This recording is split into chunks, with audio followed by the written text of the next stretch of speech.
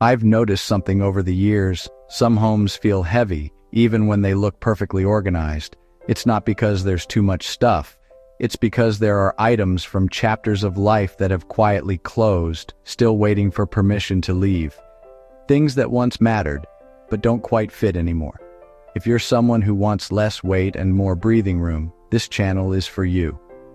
I share calm, practical ideas like this every week, and subscribing means you won't have to search for clarity again. It'll just show up. I'm really glad you found your way here. Today, we're looking at 10 household items that often take up space without adding value to life as it is now. These aren't judgment calls. They're gentle observations about what many people find freeing to release. Let's start.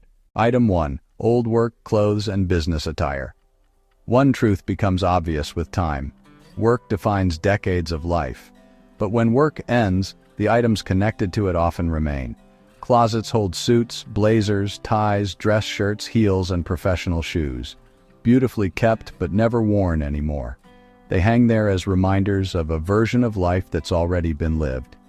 These pieces carry memories, first days at new jobs, important presentations, promotions celebrated, but memories don't disappear when clothing is released. They remain exactly where they've always been, in the mind and heart. What changes is the physical space these items occupy.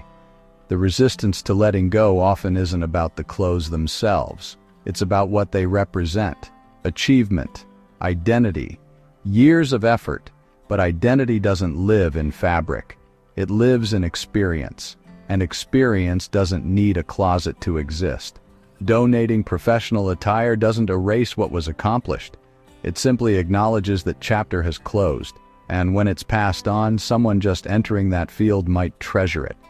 A young professional preparing for their first interview, someone rebuilding after a career gap, a person who can't afford new work clothes. The suit that no longer fits your life might be exactly what changes someone else's. There's also the practical side. Professional clothing requires specific care. Dry cleaning, proper storage, maintenance that takes time and money. When these items aren't being used, that care feels like obligation rather than value. Releasing them removes a layer of upkeep that quietly drains energy. Many people find that once work clothes leave, closets suddenly feel manageable. Getting dressed becomes simpler, laundry becomes lighter, and the space freed up can be used for what actually gets worn. Comfortable shoes, layers for different temperatures, clothes that support the life being lived right now. This isn't about throwing away the past, it's about making room for the present. And when the present has space, it becomes easier to move through. One person shared that after donating their work wardrobe, they felt a weight lift they didn't know they were carrying, not because they regretted their career, but because holding on to those clothes felt like holding on to an expectation that no longer applied. When the expectation was released, so was the pressure. If work clothes are sitting untouched, ask a simple question.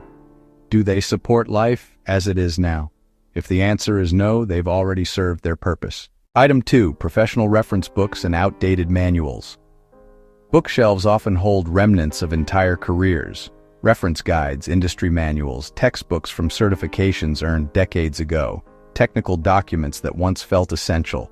These books represented knowledge, expertise built over years, hours spent learning systems that define professional life. But industries change, technology evolves. What was standard practice 20 years ago is often replaced by entirely new approaches. The books remain, but the information inside them has quietly become outdated. Holding on to them doesn't preserve the knowledge. The knowledge already exists in experience, in skills applied over years, in decisions made and problems solved. That expertise doesn't live on a shelf. It lives in the person who earned it. Many people struggle to release professional books because it feels like discarding proof of what they knew. But competence doesn't need physical evidence. No one questions a retired teacher's ability because they donated their lesson plans. The work was done. The impact was made. The books were tools, and tools can be passed on when they're no longer in use. There's also the weight of cost. Professional books aren't cheap. Some cost hundreds of dollars. Releasing them can feel like wasting money, but the money was spent years ago, and the value was already received. The book taught what it was meant to teach. Keeping it now doesn't reclaim the cost. It just occupies space, and space has its own cost.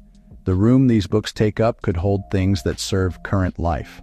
Novels enjoyed for pleasure, cookbooks used regularly, or simply empty space, which has its own quiet value. Another factor is the idea that they might be needed again. Someday, somehow, a question might arise. But in reality, that moment rarely comes. And when it does, the internet often provides the answer faster than flipping through an old book. Information that once required a library is now available in seconds. What happens when these books are released is often surprising. Bookshelves suddenly look intentional instead of crowded. Rooms feel less like storage and more like living spaces. And there's a mental shift too, a sense of moving forward instead of holding on to what was. For those hesitant to donate, there's another option: passing them to someone entering the field, a student, a new professional, someone who might find value in foundational knowledge. That textbook gathering dust could help someone pass their certification exam. One retired nurse shared that donating her medical reference books to a nursing school felt like completing a circle. The books that helped her learn were now helping someone else begin. Item 3. Briefcases, laptop bags, and filing systems. There's a category of items that once felt essential but now sit unused in closets or garages. Briefcases, laptop bags, portable filing systems, rolling cases designed to carry work from place to place. These weren't just accessories, they were tools of daily life. The briefcase held everything needed for meetings. The laptop bag carried work home, to conferences, to client sites. The filing system organized projects and records. They represented mobility, capability, a professional life that moved between locations. But when work ends, these items stop serving their function. They become relics of routines that no longer exist. The briefcase sits empty. The laptop bag holds nothing. And yet, they remain, often in prominent spaces, taking up room that could be used for things that support current life. The resistance to releasing them often ties to identity. For decades, carrying that briefcase meant something. It signaled purpose, responsibility, a place in the working world. Letting it go can feel like letting go of that identity, but identity doesn't live in objects. It lives in what was built. The relationships formed, the problems solved. Those remain, regardless of what gets donated. There's also attachment to quality. Many of these items were expensive. Leather briefcases, designer laptop bags, they're still in excellent condition. Releasing them feels wasteful, but holding on to something unused doesn't honor its quality. Using it does, and if it's not being used, passing it on allows someone else to benefit. A young professional just starting their career, someone who can't afford new work gear, a nonprofit collecting supplies for job seekers.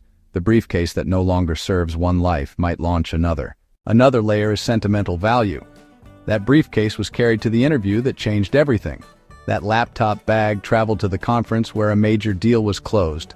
These items hold memories, but memories don't disappear when objects are released. The memory exists independent of it. What often surprises people is how freeing it feels when these items finally leave. Closets open up, corners clear, and there's a mental shift too, a sense of closing a chapter with intention rather than letting it linger indefinitely. One person shared that after donating their work filing system, they felt like they'd finally given themselves permission to be retired. The act of releasing it was an acknowledgement. This phase of life is complete. If briefcases and bags sit untouched, they've already done their job. Item 4. Extra bedding and guest linens for rarely used rooms. Homes often carry preparations for visitors who rarely arrive. Closets hold stacks of extra sheets, multiple sets of blankets, guest towels kept separate from daily use, pillows stored for beds that remain empty most of the year. These items represent hospitality, the desire to welcome people well, to ensure guests feel comfortable. But over time, a gap often emerges between intention and reality. The guest room gets used once or twice a year, maybe for holidays, maybe for a friend passing through. The rest of the time, it sits empty, and the linens stored for those rare visits take up significant space. This isn't about being unwelcoming. It's about being honest with how life actually unfolds. Children visit but prefer hotels. Friends travel less as they age. The gatherings that once filled the house happen less frequently. And when guests do come, one well-maintained set of linens is often enough. What's stored beyond that rarely gets used. The resistance to letting go usually ties to the idea of being prepared. What if multiple people visit at once? What if something gets stained? These are reasonable concerns, but they're often based on scenarios that rarely happen. And even when they do, solutions exist. Hotels nearby. A quick wash between guests. The need for 3 or 4 full sets of guest linens is less common than the storage cost suggests. There's also the maintenance burden. Extra bedding requires storage space, protection from dust, occasional washing to keep it fresh. All of this takes time and energy. When the linens aren't being used, that maintenance feels like unnecessary work. Releasing them removes a layer of upkeep that quietly drains resources. Many people find that once extra bedding is donated, storage spaces suddenly feel manageable. Linen closets become easier to navigate. Shelves hold what's actually needed. There's also the practical reality of aging. Managing a guest-ready home takes energy. Changing sheets, preparing rooms. That effort feels worthwhile when guests visit regularly. But when visits are rare, the preparation can feel disproportionate to the use. For those hesitant to let go, there's another perspective. Donated linens often go to shelters, transitional housing programs, and organizations supporting people in need. That extra bedding gathering dust could provide warmth to someone without a stable place to sleep. What feels excessive in one home might be desperately needed in another. Item 5. Fine china and formal serving pieces. Cabinets and storage spaces often hold beautiful items that are rarely seen. Fine china, crystal glassware, silver serving pieces, formal dishes received as wedding gifts or passed down through generations. These items were meant for special occasions, holiday dinners, family gatherings, celebrations that brought everyone together. But over time, those occasions happen less frequently, or they shift in nature. Meals become more casual, gatherings grow smaller, and the fine china stays tucked away, untouched, year after year. The resistance to using these items usually comes from fear. Fear of breaking something valuable. Fear of the effort required to hand-wash delicate pieces. Fear of diminishing their specialness by making them ordinary. So they remain stored, protected, waiting for an occasion important enough to justify their use. But in waiting, they serve no purpose. A plate stored in a cabinet doesn't create memories. It doesn't bring joy. It simply takes up space. What many people discover is that using these items daily honors them far more than storing them. The china tastes no different than everyday plates. But eating from it feels different. It elevates ordinary moments. A regular Tuesday dinner becomes a little more intentional.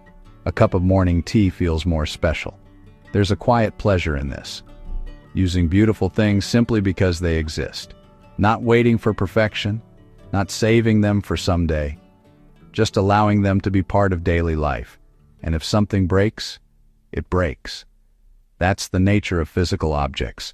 They're meant to be used, not preserved indefinitely. For those who genuinely won't use these items, there's another option, passing them on. Adult children might appreciate them. A young couple setting up their first home might treasure them. Someone who loves hosting but can't afford formal dishes might find joy in them. What sits unused in one home could become beloved in another. There's also the option of selling. Fine china, especially vintage patterns, often holds value. Online marketplaces connect sellers with buyers actively searching for specific sets. That stored china could become funds for something meaningful. A trip, a donation to a cause that matters. The value isn't lost. It's simply converted into something more relevant to current life. Many people hold on to fine china out of obligation. It was a gift. It was inherited. But the person who gave it wanted it to bring joy. If it's not bringing joy, it's not fulfilling its intended purpose. Item 6. Excessive kitchen gadgets and duplicate tools. Kitchens accumulate items faster than almost any other space. Gadgets received as gifts, tools bought for specific recipes, appliances purchased with good intentions, a bread maker, a fondue set, an ice cream machine, a juicer, a waffle iron, a panini press. Each one seemed useful at the time. Each one promised to make cooking easier. But in practice, most sit unused. pushed to the back of cabinets, stored in basements, taking up space while everyday meals get made with the same basic tools. The reason these items accumulate is often tied to aspirational cooking, the version of life where homemade bread is baked weekly, where fondue parties happen regularly, where fresh juice is part of every morning. These are lovely ideas, but they're often not reflective of actual routines. And when the gadget doesn't match reality, it becomes clutter. There's also the issue of duplicates, multiple can openers, 3 sets of measuring cups, 4 wooden spoons, 2 slow cookers. These accumulate over time. Gifts, upgrades, items moved from previous homes. And while having a backup can be practical, having 3 or 4 of the same tool is rarely necessary. Kitchens function beautifully with far less than most people think. A good chef's knife, a cutting board, a reliable pot and pan, basic utensils. These core items prepare the vast majority of meals. The specialty gadgets, while nice to have, often serve niche purposes that don't justify the storage they require. Releasing them doesn't mean sacrificing cooking ability. It means acknowledging what actually gets used. One common concern is regret. What if a craving for fresh waffles strikes and the waffle iron is gone? These are valid questions, but in practice, the moment rarely comes. And when it does, alternatives exist. Buying waffles from a bakery, borrowing equipment from a friend. The need for permanent ownership is less essential than it seems. There's also the matter of maintenance. Kitchen gadgets require cleaning, storage, occasional use to ensure they still work. This takes time and energy. When the gadget isn't being used regularly, that maintenance becomes a burden. Releasing the gadget removes the task entirely. Many people find that once excessive kitchen items are donated, cooking becomes simpler. Cabinets open easily. The tools actually used are accessible, and meal preparation feels less overwhelming. For those hesitant to let go, these items often go to people who will truly use them. Thrift stores, shelters, organizations helping people set up new homes. Item 7. Party supplies and seasonal decorations that haven't been used in years. Storage spaces often hold boxes labeled for specific occasions. Holiday decorations, party supplies, seasonal items purchased for events that once felt important. Strings of lights, plastic tablecloths, themed plates and napkins, centerpieces, banners, costumes, wrapping paper. Each box represents a celebration, a gathering, a moment when bringing people together mattered. But over time, the frequency of these events often changes. Hosting feels more tiring. Gatherings grow smaller. Holidays are celebrated more simply, and the supplies stored for elaborate celebrations sit untouched, year after year, taking up space for occasions that no longer happen. The resistance to releasing these items often ties to memory. That box of Christmas decorations reminds you of years when the whole family gathered. Those party supplies were used for birthdays when the house was full of children. Letting them go can feel like letting go of those moments, but the moments remain. They exist in memory, in photographs, in stories shared. The physical items don't hold the memories. They're just objects that were present. There's also the belief that circumstances might change. Maybe next year energy will return. Maybe a grandchild will want to host at your place. This is possible, but it's worth asking if holding on to boxes of supplies for a possible future is worth the space they occupy in the present, especially when that future has been next year for several years running. Another factor is the condition of stored items. Decorations degrade over time, lights stop working, fabrics fade, plastics become brittle. When items finally come out of storage, many are no longer usable. They've been kept out of obligation, but they've quietly become unusable while stored. For those who do still celebrate but have simplified their approach, there's often an excess that's no longer needed. 3 boxes of Christmas decorations when only 1 gets used. Party supplies for 50 guests when gatherings are now 10 people. Seasonal items for every holiday when only a few still feel meaningful. Keeping what's actually used and releasing the rest creates space without losing the ability to celebrate. What often happens after these items are released is surprising. Storage areas become functional, seasonal transitions feel simpler, and there's less guilt about boxes sitting untouched. Many of these items can bring joy to others: community centers, schools, churches, daycares, organizations that host events for children or families. That box of Halloween decorations could delight a classroom. Those party supplies could support a neighborhood gathering. Item 8. Craft supplies and hobby materials for projects that won't be completed. Storage spaces often hold materials for projects that never quite happened: bins of yarn for blankets that were started but not finished, fabric for quilts that remain in pieces, woodworking tools for furniture that was never built, scrapbooking supplies for albums that didn't get assembled, art materials for paintings that stayed ideas. These items represent intentions, interests that once felt exciting, hobbies that promised fulfillment, and for a time, they delivered. Hours spent knitting, evenings cutting fabric, weekends in the workshop, but somewhere along the way, the interest shifted, the energy changed, and the project stopped. Not because of failure, just because life moved in a different direction. The materials remained, stored with the belief that someday the project would resume. But years pass, the materials sit untouched, and the someday never quite arrives. The resistance to releasing these items often ties to guilt. Money was spent, time was invested. Letting go feels like admitting defeat, but there's no defeat in interests changing. It's simply how life works. What feels essential at one stage becomes less relevant at another. And that's not failure, it's growth. There's also the attachment to potential. The yarn could still become a blanket. The fabric could still become a quilt. The wood could still become a table. This is true. But potential unrealized is just space occupied. If the project hasn't been touched in 3 years, the likelihood of it being completed decreases with each passing year. Another layer is sentimental value. That yarn was purchased on a special trip. That fabric was chosen with a specific person in mind. Those tools were a gift. Letting them go feels like losing the memory tied to them, but the memory exists independent of the object. The trip remains meaningful regardless of what happened to the yarn. For those who genuinely plan to resume the project, there's a simple test. Set a date. If the project isn't worked on by that date, acknowledge that the interest has passed. This removes the guilt of letting go. It's not giving up.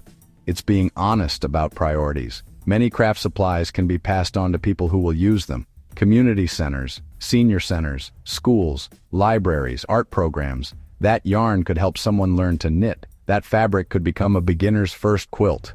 Those tools could introduce someone to woodworking.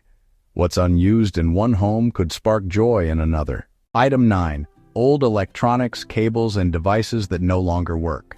Drawers accumulate items faster than almost anywhere else in a home, and one category dominates: old electronics, cables, chargers, devices that no longer work, remotes for TVs that were replaced years ago, chargers for phones that no longer exist, cameras that haven't held a charge in a decade, MP3 players that stopped syncing, DVD players that became obsolete, laptops too slow to use.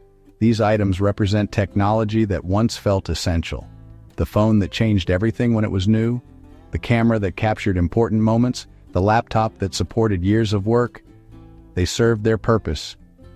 But that purpose has ended, and now they sit, taking up space, tangled together in drawers, stored in boxes, kept because throwing them away feels wasteful. The resistance to releasing these items usually ties to value. These things were expensive. They still physically exist. Throwing them away feels like discarding money, but the money was spent years ago, and the value was already received. The device provided service for as long as it was functional. Keeping it now doesn't reclaim the cost, it just occupies space. There's also the belief that they might be useful again. Maybe a cable will match a future device, maybe the old laptop could be a backup. But in reality, technology moves quickly. Old cables rarely fit new devices. Outdated electronics don't make effective backups. The likelihood of future use is far lower than the space cost suggests. Another concern is disposal. Electronics can't just go in regular trash. They contain materials that shouldn't enter landfills. This creates hesitation. But there are proper disposal options. Recycling centers accept old electronics. Many retailers offer take-back programs. Some manufacturers provide mail-in recycling. The effort required is minimal. A single trip, a boxed shipment, and the space is cleared. For items still functional but simply outdated, there's another path: donation. Libraries often accept old devices for people without access to technology. Schools take outdated electronics for parts or teaching tools. Organizations refurbish old computers for low-income families. That old laptop gathering dust could help a student complete homework. That outdated tablet could give someone internet access. There's also the category of cables and chargers, drawers full of cords that no longer match anything owned. These accumulate because they look potentially useful, but if a cable hasn't been needed in 2 years, it probably never will. Technology has moved past it. Many people find that once old electronics are cleared, spaces suddenly feel organized, drawers close easily, shelves hold items actually used. Item 10. Books that have been read and will never be opened again. This is the one that surprises people most. Books feel different than other items. They represent knowledge, growth, memories of when they were read. Shelves lined with spines create a sense of culture, of a life well lived, of interests pursued. But many of those books will never be opened again.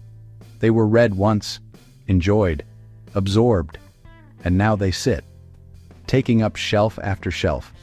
The resistance to releasing books is often deeper than with other items. Books feel important, like they reflect who a person is. Letting them go feels like losing a part of identity, but identity doesn't live on a shelf, it lives in the mind, in the ideas absorbed, in the conversation sparked by what was read. The book itself is just paper and ink. The value exists in what it gave when it was read. That value doesn't disappear when the physical book leaves. There's also the belief that books might be referenced again. A recipe might be needed, a quote might come up, a concept might be worth revisiting. But in reality, this rarely happens. Most books are read once and never opened again.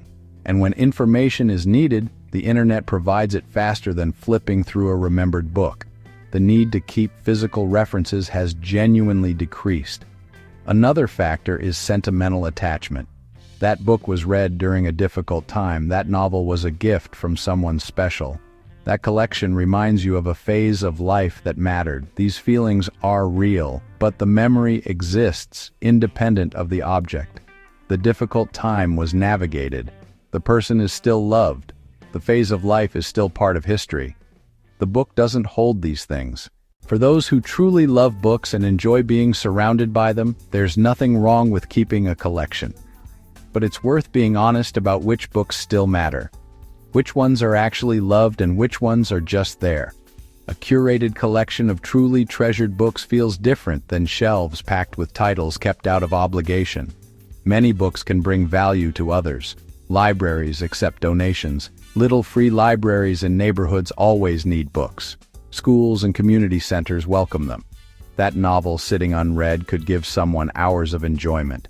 That self-help book could reach someone at exactly the right moment. What's finished in one life could just be starting in another. One approach is to keep favorites and release the rest. The books that truly change something, the ones that would be read again, the ones that bring joy just by being present. Everything else can go. This creates space that feels intentional rather than cluttered. Which of these 10 items is sitting quietly in your home right now? There's no pressure to act immediately. Simply noticing it is already the beginning. Change doesn't happen all at once. It unfolds in small steps. One item released, one space cleared, one decision made, and each small step creates momentum. If one of these felt familiar, share which number it was in the comments. Others here are walking the same path, and your honesty helps them feel less alone. Maybe it's the work clothes from a career that ended years ago.